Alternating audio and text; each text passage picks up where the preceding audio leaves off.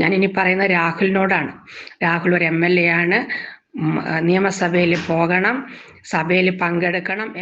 ഒരു ഭരണകൂട ഭീകരതയ്ക്കെതിരെ, അതായത് ഒന്ന് വിരൽ ചൂണ്ടിയതിന് ഒരു മനുഷ്യനെ ഇട്ട് വേട്ടയാടുന്നത്, ഇതെന്തുവാ? ഇത് കേരളത്തിൽ എന്തുവാ നടക്കുന്നത്?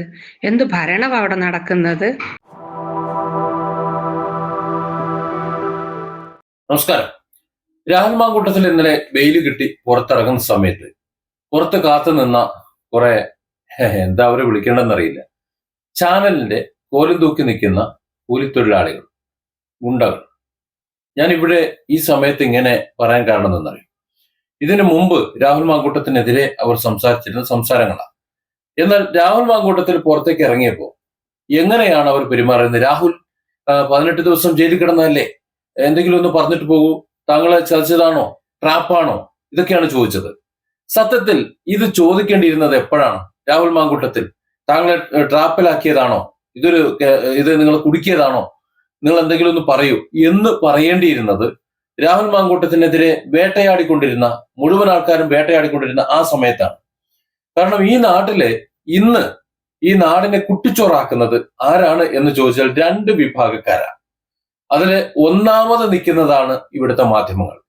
നമ്മുടെ നാടിനെ നശിപ്പിക്കുന്നത്, നാറാണക്കല്ലിളക്കുന്നത് ഇവിടുത്തെ മാധ്യമങ്ങളാണ്. ഈ മാധ്യമങ്ങളെല്ലാം സത്യത്തിൽ ജനാധിപത്യത്തിന്റെ 4ാം തൂണ് എന്ന് പറഞ്ഞുകൊണ്ട് ഈ സാമൂഹ്യ അരക്ഷിതാവസ്ഥ അല്ലെങ്കിൽ സമൂഹത്തിൽ നടക്കുന്ന മറ്റ് അധർമ്മങ്ങൾ, ഇതിനെയൊക്കെ ചൂണ്ടിക്കാണിച്ച് സാമൂഹ്യ ശുദ്ധീകരണവും നവീകരണവും നടത്താനായി ചുമതലപ്പെടുത്തിയിട്ടുള്ള ഒരു എന്താ പറയാ ഉത്തരവാദിത്ത ബോധമുള്ള പ്രസ്ഥാനമാണ് ഈ മാധ്യമങ്ങൾ എന്ന് പറയുന്നത്. അവരുടെ ഉത്തരവാദിത്തം അതാണ്. പക്ഷെ അവർ ഇന്ന് ചെയ്തുകൊണ്ടിരിക്കുന്നത് വാർത്തകളുടെ കിടമത്സരങ്ങളുടെ ഇടയിൽ വാർത്തകൾ ഉണ്ടാക്കി, ഇല്ലാത്ത വാർത്തകൾ ഉണ്ടാക്കി, ഇനി എന്തെങ്കിലും ഒരു വാർത്തകൾ ഉണ്ടെങ്കിൽ ആ വാർത്തകളുടെ പേരിൽ ആരെയും കരിവാരി തേച്ച് എങ്ങനെയും സംസാരിച്ച് ആരെയും ആക്ഷേപിച്ച് അപമാനിച്ച് അതിലൂടെ റീച്ച് ഉണ്ടാക്കി തങ്ങളുടെ ചാനലാണ് കേമൻ എന്ന് കാണിച്ചു കൊടുക്കാൻ വേണ്ടിയിട്ടുള്ള അത് മാത്രമാണ് ഇവിടെ നടന്നുകൊണ്ടിരിക്കുന്നത്. രാഹുൽ മാങ്കൂട്ടത്തിന്റെ കാര്യത്തിൽ അത് തന്നെയല്ലേ തുടക്കം മുതൽ നടക്കുന്നത്? രാഹുൽ മാങ്കൂട്ടത്തിന് പറയാനുള്ളത് എന്താണ് ഇതിന്റെ വാസ്തവം എന്ന് അവർക്ക് അറിയാഞ്ഞിട്ടല്ല, ഈ കേസുകൾ എവിടെ എത്തും എന്ന് അറിയാഞ്ഞിട്ടല്ല. ഇന്നലത്തെ കോടതി, 2 കോടതികളുടെ ഒരു നോട്ടമുണ്ട്, ബലാത്സംഗം നിലനിൽക്കുമോ എന്നുള്ളത്. ബലാത്സംഗ കുറ്റം നിലനിൽക്കുമോ എന്നുള്ളത് ഹൈക്കോടതിന്റെ ഒരു പരാമർശം, അത് നിലനിൽക്കില്ല എന്നുള്ളൊരു അവസ്ഥയിലെത്തി. അതായത് ആദ്യത്തെ കേസിൽ പരാതിക്കാരി പ്രതിയാകുന്ന ഒരു അവസ്ഥയിലേക്ക് കാര്യങ്ങൾ പോകുന്നുണ്ട്. അതുപോലെ 3ാമത്തെ കേസിൽ ഇങ്ങനെ ഒരു പരാതിക്കാരിയേ ഇല്ല എന്നുള്ളൊരു നിലയിലേക്കാണ് കാര്യങ്ങൾ എത്തിച്ചേർന്ന് നിൽക്കുന്നത്. അതായത് പൂർണ്ണമായും കെട്ടിച്ചമച്ചിട്ടുള്ള ഒരു പരാതിയാണ്. കുറെ സ്ക്രീൻഷോട്ടുകളും കുറെ കാര്യങ്ങളും ഉണ്ട്. ഒരുപക്ഷെ ആ സ്ക്രീൻഷോട്ടുകളും ആ മറ്റ് രേഖകളും ഒക്കെ ആരുടേതാണോ അവർ പോലും അറിയാതെ ഉണ്ടാക്കിയിട്ടുള്ള ഒരു പരാതിയാണ് എന്ന് പോലും സംശയിക്കണം. ഇവിടെ ഭരിച്ചുകൊണ്ടിരിക്കുന്ന ഭീകരന്മാർ, ഈ ഭരണകൂട ഭീകരന്മാരുടെ കാര്യമാണ് പറയുന്നത്. അവരെ സംബന്ധിച്ചിടത്തോളം അവർക്ക് നിലനിൽപ്പിന് വേണ്ടി അവർ എന്തും ചെയ്യും. അവരങ്ങനെയാണ് ചെയ്തുകൊണ്ടിരിക്കുന്നത്. ആരെയും കൊടുക്കും. ഇപ്പൊ രാഹുൽ മാങ്കൂട്ടത്തിനെ കുടുക്കിയത് അതിന് ഏറ്റവും വലിയ ഉദാഹരണമല്ലേ? അവരങ്ങനെ ചെയ്യുമോ? എന്താണ് അതിനുള്ള തെളിവ് എന്ന് ചോദിച്ചാൽ രാഹുൽ മാങ്കൂട്ടമാണ് തെളിവ്. രാഹുൽ മാങ്കൂട്ടത്തെ ഇപ്പൊ തുടരെ വേട്ടയാടിക്കൊണ്ടിരിക്കുന്നത് തന്നെയാണ് തെളിവ്. അതുപോലെ ആ ഇരയെയും ഇവർ എന്താ പറയാ ഇവർ വേട്ടയാടിയതല്ല എന്നുള്ളതിന് ഉറപ്പുണ്ടോ? ഈ ഒരു രേഖകൾ കിട്ടിയപ്പോ അത് വെച്ച് ഒരു വ്യാജ പരാതി ഉണ്ടാക്കി അയക്കുന്നു.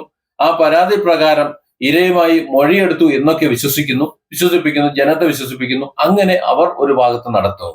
ആ സമയത്ത് ഇവിടെ മനസ്സിലാക്കേണ്ടത് മീഡിയകൾ, ചാനലുകൾ, പ്രധാനപ്പെട്ട ചാനലുകൾ, അതിന്റെ മുന്നിലാണല്ലോ മലയാളികൾ ഇരിക്കുന്നത്.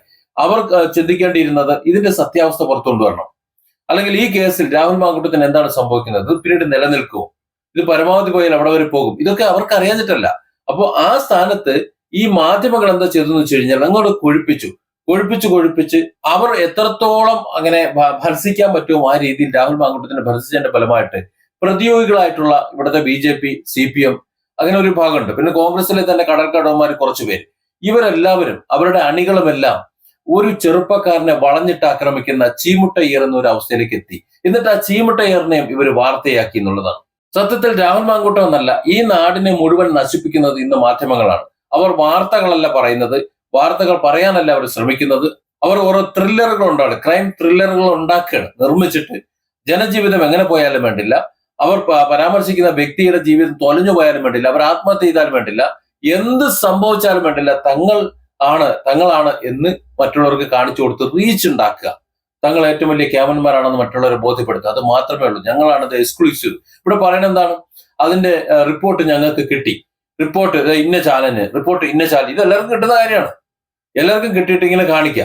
ഇനി അതല്ലെങ്കിൽ അതിന്റെ ദൃശ്യങ്ങൾ എവിടെന്നെങ്കിലും ഒരു CCTV ദൃശ്യം കിട്ടിക്കഴിഞ്ഞാൽ, അല്ലെങ്കിൽ അറസ്റ്റ് ചെയ്തുകൊണ്ട് പോകുന്ന ഒരു ദൃശ്യങ്ങൾ, മറ്റെന്തെങ്കിലും ദൃശ്യങ്ങൾ ഇത് കിട്ടിക്കഴിഞ്ഞാൽ അത് ഞങ്ങൾക്ക് കിട്ടി, ഞങ്ങൾക്ക് മാത്രമേ കിട്ടി, ഇതെങ്ങനെ ഞങ്ങൾക്ക് മാത്രം കിട്ടിയിട്ട് എന്താ കാര്യമുള്ളത്? അവരതാണോ പറയേണ്ടത്? ഇവിടെ ശരിക്കും ഈ ചോദ്യം രാഹുൽ മാങ്കൂട്ടത്തിനോട് ചോദിച്ച ചോദ്യം താങ്കളെ പെടുത്തിയതാണോ? അത് ആദ്യം ചോദിക്കണം. കാര്യം ഈ കേസ് നിലനിൽക്കില്ല എന്ന് അവർക്ക് ആദ്യമേ അറിയാം. അപ്പോൾ പരമാവധി രാഹുൽ മാങ്കൂട്ടത്തിനെ തകർക്കുക. രാഹുൽ മാങ്കൂട്ടം എന്ന് പറയുന്നത് ഒരു പ്രതീകമാണ് ഞാൻ പറയുന്നത്. അതിന്റെ മറ്റൊരു ഉദാഹരണമാണ് ഹോസ്ദുർഗിൽ അവർ കാണിച്ചു കൂട്ടിയത്. രാഹുൽ മാങ്കൂട്ടത്തിൽ ഒളിവിലായിരുന്ന സമയത്ത്, മുൻകൂർ ജാമ്യമൊക്കെ കിട്ടുന്നതിന് മുമ്പ്, നോട്ട് അറസ്റ്റ് വരുന്നതിന് മുമ്പ് ഒളിവിലായിരുന്ന സമയത്ത് ഹോസ്ദുർഗിൽ കീഴടങ്ങാൻ പോകുന്നു. അന്ന് രാഹുൽ മാങ്കൂട്ടത്തിൽ കസ്റ്റഡിയിലായി. ഇനി ഹോസ്ദുർഗ് കോടതിയിൽ ഹാജരാക്കുന്നു, പിന്നെ നേരെ ഇന്ന ജയിലിലേക്കെന്നൊക്കെ അങ്ങ് വാർത്തകൾ പഠിച്ചുണ്ടാക്കിയ ചാനലുകളുണ്ട് ഇവിടെ. ആ രീതിയിൽ അവരാണ് ഇതിന്റെയൊക്കെ ഏറ്റവും പിന്നിൽ എന്ന് പറയുന്നത്. അവർക്കൊക്കെ ഒരു രാഹുൽ മാങ്കൂട്ടത്തിനെ എതിർക്കുമ്പോൾ, അല്ലെങ്കിൽ അതുപോലെ മറ്റാരെങ്കിലും എതിർക്കുമ്പോൾ എന്തോ കിട്ടുന്നത് പോലെയാണ്. എന്തൊരു ദുരന്തമാണെന്നാണ് ഞാൻ ആലോചിക്കുന്നത്. വലിയൊരു മഹാദുരന്തമാണ് ഇവിടെ. ഈ ചാനലുകളാണ് രാഹുൽ മാങ്കൂട്ടത്തെ ഇത്രയധികം ആക്ഷേപിച്ച് ഇത്രയധികം അപമാനിച്ചത്. അതുകൊണ്ട് തന്നെയാണ് രാഹുൽ മാങ്കൂട്ടത്തിൽ ജയിലിൽ നിൽക്കാൻ ഇതൊക്കെ കണ്ടുകൊണ്ടിരിക്കുകയാണല്ലോ. ജനം ഇത് കണ്ടുകൊണ്ടിരിക്കുന്നുണ്ട്, രാഹുൽ മാങ്കൂട്ടത്തിന്റെ ബന്ധുക്കൾ ഇത് കണ്ടുകൊണ്ടിരിക്കുന്നുണ്ട്. ഈ ചാനലുകൾ, ഈ മാധ്യമങ്ങൾ എങ്ങനെയാണ് എന്നുള്ളത്. രാഹുൽ മാങ്കൂട്ടനോട് സംസാരിക്കുമ്പോൾ പോലും രാഹുൽ മാങ്കൂട്ടന്റെ അണ്ണാക്കിലേക്ക് തിരികിയിട്ട് അവർക്ക് ആവശ്യമുള്ള കാര്യങ്ങൾ ചോദിക്കും. രാഹുലിന്റെ അഭാവത്തിൽ രാഹുലിനെ കൊല വിളിക്കും, പിന്നെ വേണമെങ്കിൽ കറി വെച്ച് കഴിക്കും. അതാണ് അവരുടെ ഒരു നിലപാട്. ഇതൊക്കെ കണ്ടുകൊണ്ടിരിക്കുന്നവരല്ലേ അവരുടെ ബന്ധുക്കളും രാഹുലിനെ സ്നേഹിക്കുന്നവരും എന്ന് പറയുന്നത്. രാഹുൽ തെറ്റ് ചെയ്തോ ഇല്ല എന്നുള്ളതല്ല. ഏത് ആണിന്റെ അടുത്ത് ഒരു പെണ്ണ് ചെന്നിട്ട് ഒന്ന് നോക്കണമെന്ന് പറഞ്ഞു കഴിഞ്ഞാൽ ആ നോട്ടമേ രാഹുൽ നോക്കിയിട്ടുള്ളൂ. അതൊരു പൊതുപ്രവർത്തകനെ നോക്കാൻ പാടുണ്ടോ ഇല്ല എന്നുള്ളൊരു ചോദ്യത്തിന് മാത്രമേ ഉത്തരം പറയേണ്ടതുള്ളൂ. അത് രാഹുലിന്റെ സംശുദ്ധത ഇനി കാട്ടിയാൽ മതി. ഒരു ചെറുപ്പക്കാരൻ എന്ന നിലയിൽ പറ്റിയിട്ടുണ്ടാവും. അതുകൊണ്ട് തന്നെയാണ് രാഹുൽ മാങ്കൂട്ടത്തിനോടൊപ്പം ഞാനും നിൽക്കുന്നത്. നമ്മൾ ആരും പുണ്യാളച്ചന്മാരൊന്നുമല്ല. അതിനുള്ള അവസരങ്ങളും ആവശ്യങ്ങളും വന്നാൽ അവസരമാണ് ആവശ്യത്തിന്റെ മാതാവ്, അതിനിടം കെടുക്കുന്നവൻ വിട്ടികളുടെ നേതാവ്. എസ് ജമീൽ പണ്ട് പാടിയിട്ടുണ്ട്. ഇതിൽ അവസരമാണ് ആവശ്യത്തിന്റെ മാതാവ്, അതെടുക്കുന്നവൻ ഈ കാര്യങ്ങളൊക്കെ ചെയ്യും. അതിനിടം കൊടുക്കുന്നവർ വിട്ടികളുടെ നേതാവ്. അവർ തിരിച്ചറിവും ബോധം ഉള്ളവർ തൽക്കാലം മാറി നിൽക്കും. അത്രേ ഉള്ളൂ. തിരിച്ചറിവും ബോധം ഉണ്ടാകുമ്പോൾ മാറിക്കും. ഇനി അഥവാ ആദ്യം തിരിച്ചറിവും ബോധം ഇല്ല എന്നുണ്ടെങ്കിൽ ഉണ്ടാകുമ്പോൾ മാറിയെന്നോളും. ഇവിടെ രാഹുൽ മാങ്കൂട്ടത്തിന് ആ ഒരു ബോധം ഇത്രയും കാലം ഇല്ലായിരുന്നു. ഇനി അത് ഉണ്ടായിക്കോളൂ, ഇയാൾ മാറി നിന്നോളൂ. അത്രയും തന്നെ ചിന്തിച്ചാൽ മതി. പക്ഷെ പൊതുസമൂഹത്തിൽ ഒരു വീട്ടിലും കയറി ഇന്നുവരെ അക്രമം കാണിച്ചിട്ടില്ല. ഇവിടെ വന്നിട്ടുള്ള പരാതികൾ ഇനി റിയൽ ആണെങ്കിൽ കൂടി ഒരു കേസിൽ പോലും രാഹുൽ മാങ്കൂട്ടത്തിൽ അങ്ങോട്ട് പോയി ഒന്നും ചെയ്തിട്ടില്ല. അതുകൊണ്ട് തന്നെ ഇത്രയും വലിയൊരു ഒച്ചവിളിയൊന്നും ഈ മാധ്യമങ്ങൾ ഉണ്ടാക്കേണ്ട ആവശ്യമില്ല. രാഹുൽ മാങ്കൂട്ടത്തിന്റെ അഭാവത്തിൽ രാഹുൽ മാങ്കൂട്ടത്തിനെ അങ്ങ് അപമാനിച്ച് ഏതൊക്കെ വിധത്തിൽ അങ്ങ് താറടിക്കാൻ പറ്റുമോ അത് ചെയ്യുക. രാഹുലിനെ കാണുമ്പോഴത്തേക്ക് കോലും കൊണ്ട് തൂക്കിയിട്ട് അങ്ങോട്ട് എന്താ പറയാ അങ്ങോട്ട് ഒലിപ്പിക്കുക.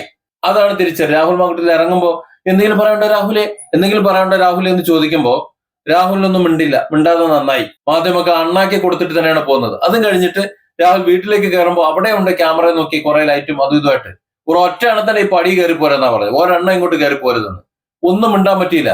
അവർക്ക് മേലോട്ട് നോക്കിയിട്ട് അവസാനം തിരിഞ്ഞു പോരേണ്ടി വന്നു. ഈ ഒരു നാണക്കേട് ഈ മാധ്യമങ്ങൾ ഇനി അനുഭവിക്കാൻ തുടങ്ങുന്നേ ഉള്ളൂ. ഓരോരുത്തർ ഇത് രാഹുൽ മാങ്കൂട്ടത്തിൽ തുടങ്ങിയിരിക്കുകയാണ്.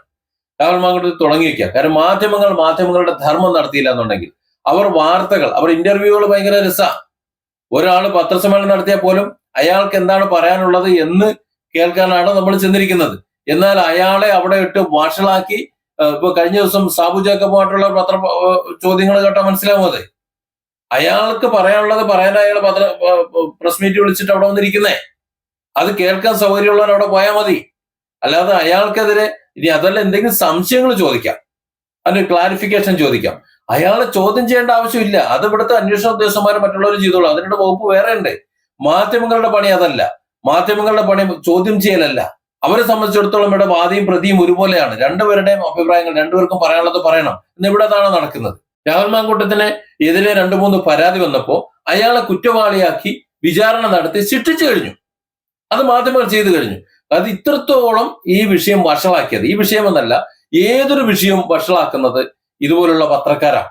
മുഴുവൻ പത്രക്കാരാണ്. ആ പത്രക്കാർക്ക് അടിച്ചണ്ണാക്കിൽ കൊടുത്ത ഒരു പരിപാടിയായിപ്പോയി, ഒരു ഒറ്റ അക്ഷരം മിണ്ടാത്ത പരിപാടിയായിപ്പോയി. കഴിഞ്ഞ ദിവസം രാഹുൽ മാങ്കൂട്ടത്തിൽ ജാമ്യത്തിൽ ഇറങ്ങി പുറത്തു വരുമ്പോൾ ഒരു ഒറ്റ അക്ഷരം മിണ്ടാതെ നേരെ അവരുടെ അണ്ണാക്കിലാണ് തിരിക്കുന്നത്. നടക്കാൻ കഴിയാത്ത വിധത്തിൽ മോന്തക്കിട്ട് കുത്തിക്കൊണ്ടിരുന്ന ആ മൈക്കുകളൊക്കെ തട്ടിത്തെറിപ്പിച്ചുകൊണ്ട് രാഹുൽ മാങ്കൂട്ടത്തിൽ കയറി പോയത്. എന്നിട്ട് പിന്നാലെ നോക്കിയിട്ട് ഇങ്ങനെ പിന്നാലെ കാരണം രാഹുലെ പെട്ടുപോയി. ഈ ഒലിപ്പീരെന്താ ആദ്യം ഇല്ലായിരുന്നോ? കോടതി കുടഞ്ഞെറിഞ്ഞില്ലേ? 2 കേസുകളിലും കേസ് നിലനിൽക്കില്ല, വാദി പ്രതിയാകുമെന്ന് കണ്ടപ്പോഴത്തേക്കാണ് പിന്നെ മാധ്യമങ്ങളെ ഇതൊക്കെ രാഹുൽ മാങ്കൂട്ടത്തിൽ കണ്ടിട്ടിരിക്കുകയാണല്ലോ, ഇല്ലേ? അപ്പൊ ഈ രീതിയിൽ പറഞ്ഞിട്ടുള്ളവർക്ക് നല്ലവണ്ണം രാഹുൽ മാങ്കൂട്ടത്തിൽ തിരിച്ചു പണിയാൻ തുടങ്ങിക്കഴിഞ്ഞാൽ നല്ല പണി കിട്ടും, ഈ വ്യാജ വാർത്ത സൃഷ്ടിച്ചവരും ഇങ്ങനെ അപമാനിച്ചവരും ഒക്കെ അകത്ത് പോകേണ്ടി വരും എന്നുള്ള ഒരു പേടിയുണ്ടോ? കുടുങ്ങിയിട്ടുണ്ടെന്ന് തോന്നുന്നുണ്ട്. കാര്യം കഴിഞ്ഞ ദിവസം സാബു ജേക്കബ് പറഞ്ഞിട്ടുണ്ട്, റിപ്പോർട്ടർ ചാനലിനെതിരെ അതിശക്തമായി ആഞ്ഞടിച്ചിട്ട് തനിക്കെതിരെ വ്യാജ വാർത്ത കൊടുത്തതിന് മിണ്ടാതെ അങ്ങോട്ട് പോകില്ല, നിയമ നടപടിക്ക് നോക്കിയിരുന്നോ എന്ന് പറഞ്ഞിട്ടുണ്ട്. എല്ലാവരും ഇങ്ങനെ തുടങ്ങിക്കഴിഞ്ഞാൽ ഇവരുടെ കാര്യമൊക്കെ ആ കണ്ടം കീറും ഇല്ലേ? അത് രാഹുൽ മാങ്കുട്ടത്തിൽ നിന്ന് തുടങ്ങിക്കഴിഞ്ഞാൽ ഈ മാധ്യമങ്ങൾക്ക് മണ്ടം കീറും. കാരണം രണ്ടും മോശമൊന്നുമല്ല, സംസാരിക്കാൻ രാഹുൽ ഇപ്പോഴും മോശമൊന്നുമല്ല. നേരത്തെ ആദ്യത്തെ ആരോപണം വന്നപ്പോ മൂലയ്ക്ക് കുത്തിയിരുന്ന രാഹുൽ മാങ്കുട്ടത്തിലല്ല ഇപ്പോഴത്തെ രാഹുൽ മാങ്കുട്ടത്തിൽ എന്ന് പറയുന്നത്. നല്ലതുവണ്ണം പാകതയും മറ്റു കാര്യങ്ങളും വന്നിട്ടുണ്ട്. തനിക്ക് എന്താണ് സംഭവിച്ചത് എന്ന് കൃത്യമായി ബോധ്യമുള്ള ഒരു രാഹുൽ മാങ്കുട്ടത്തിലാണ്. ആ രാഹുൽ മാങ്കുട്ടത്തിനെ അങ്ങനെ തന്നെ ഒരു രാഹുൽ മാങ്കുട്ടത്തിന് സൃഷ്ടിക്കപ്പെട്ടിട്ടുണ്ട്. അങ്ങനെയുള്ള ചെറുപ്പക്കാരിലാണ് ഈ കേരളത്തിന്റെ ഇനിയുള്ള ഭാവി എന്ന് തിരിച്ചറിയുന്ന വലിയൊരു വിഭാഗമാണ് രാഹുൽ മാങ്കൂട്ടത്തിനെ ഇന്നും പിന്തുണച്ചുകൊണ്ടിരിക്കുന്നത്. ഇന്നും ഞാനടക്കമുള്ള ചാനലുകളിൽ എന്നെപ്പോലുള്ളവർക്ക് നമ്പറുകളിൽ ഓരോ ദിവസം വരുന്ന മെസ്സേജുകൾ എത്രയെന്നറിയാം. ഈ കേരളത്തിൽ കോൺഗ്രസിനെ വിമർശിച്ചുകൊണ്ടും CPM-ന്റെ നെറുകെട്ട ഈ നയത്തെക്കുറിച്ചും ഇവിടുത്തെ ചാനലുകളെ വൃത്തികെട്ട ഇടപെടലിനെ കുറിച്ചും ഇതൊന്നും അറിയാതെ ഇവരുടെയൊക്കെ വാക്കുകൾ വിശ്വസിച്ചുകൊണ്ട് എടുത്തു ചാടുന്ന കുറെ സാധാരണക്കാരായ സാധുക്കളെ കുറിച്ചുമൊക്കെ ഈ നാട്ടിലുള്ളവർ ഓരോരോ ചാനലുകൾ വോയിസ് കൊടുക്കുന്നുണ്ട്, അവരോട് വിളിച്ച് സംസാരിക്കുന്നുണ്ട്. എന്റെ ഒരു സുഹൃത്ത്, ഹൈദരാബാദിലുള്ള ഒരു സുഹൃത്ത് എനിക്ക് അയച്ചിരുന്ന ഒരു വോയിസ് മെസ്സേജ് ഉണ്ട്. അവരുടെ ഒരു സുഹൃത്ത് അവർക്ക് അയച്ചു കൊടുത്തു, ഇത് സാബുവിന് കൊടുക്കണം, സാബുവിന് അയച്ചു കൊടുക്കണം എന്ന് പറഞ്ഞിട്ട് കൊടുത്ത ഒരു വോയിസ് ക്ലിപ്പ്. അത് ഞാൻ കേൾപ്പിക്കാം. വളരെ വ്യക്തമായി പറയുന്നുണ്ട് ഇവരുടെ എല്ലാം, ഈ മലയാളികളുടെ എല്ലാം ഒരു കാഴ്ചപ്പാട്, ഈ നമ്മുടെ സംസ്ഥാനത്തിന്റെ ഒരു പ്രയാസം, രാഹുലിനോടുള്ള ഇഷ്ടം, ഇതെല്ലാം. ഹായ് സാബു, എൻ്റെ പേര് ഷീബ മാത്യു എന്നാണ്. ഞാൻ ഹൈദരാബാദിൽ നിന്നാണ് വിളിക്കുന്നത്. ആദ്യം തന്നെ ഇന്ന് രാഹുൽ മാങ്കൂട്ടത്തിന് ജാമ്യം കിട്ടിയതിൽ ദൈവത്തിന് നന്ദി പറയുന്നു, ഒപ്പം താങ്കൾക്കും. ഞങ്ങളെല്ലാം നാട് വിട്ട് ഇത്രയും വർഷമായിട്ടും ഇതൊക്കെ ശ്രദ്ധിക്കാനും ഒക്കെ തുടങ്ങിയത് ഈ ഇതുപോലുള്ള ചാനലൊക്കെ കാണുമ്പോഴൊക്കെ ആയിരുന്നു. പിന്നെ രാഹുല്, ഷാഫി പറമ്പേല്, അബിൻ വർക്കി, ജിൻഡോ, ഒത്തിരി, അതായത് യൂത്തിൽ ഒത്തിരി പിള്ളേരുടെ അവരുടെ ഒരു അശ്രാന്ത പരിശ്രമം കൊണ്ട് തന്നെയാണ് ആ ചത്തുപോയി കിടന്ന കോൺഗ്രസിനെ അല്ലെ ഇത്രയൊക്കെ കൊണ്ടുവരാൻ സാധിച്ചത്.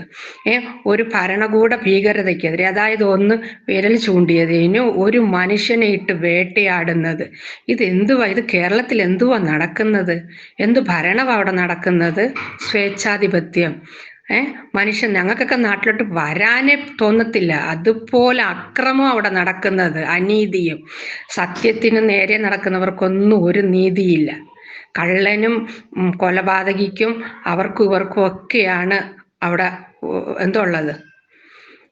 പറഞ്ഞാലും തീരത്തില്ല, അതുപോലെ പറയാനുണ്ട്. പിന്നെ ഒരേ ഒരു റിക്വസ്റ്റേ ഉള്ളൂ, ഇനി രാഹുൽ വീട്ടിലിരിക്കരുത്. ഞാൻ ഇനി പറയുന്നത് രാഹുലിനോടാണ്. രാഹുൽ ഒരു MLA ആണ്, നിയമസഭയിൽ പോകണം, സഭയിൽ പങ്കെടുക്കണം, MLA എന്ന സ്ഥാനത്തിരുന്ന എല്ലാ പൊതുജനങ്ങളിലേക്ക് ഇറങ്ങിച്ചെല്ലണം, അവരുടെ കാര്യങ്ങളിൽ ഇടപെടണം. അടുത്ത ഇലക്ഷന് താങ്കൾ നിൽക്കുകയും മത്സരിക്കണം, ജയിച്ചു വരും. ഞങ്ങളുടെയൊക്കെ പ്രാർത്ഥനയുണ്ട്, ഞങ്ങളുടെയൊക്കെ ആൾക്കാരും ഫ്രണ്ട്സും ഒക്കെ അവിടെയുണ്ട്.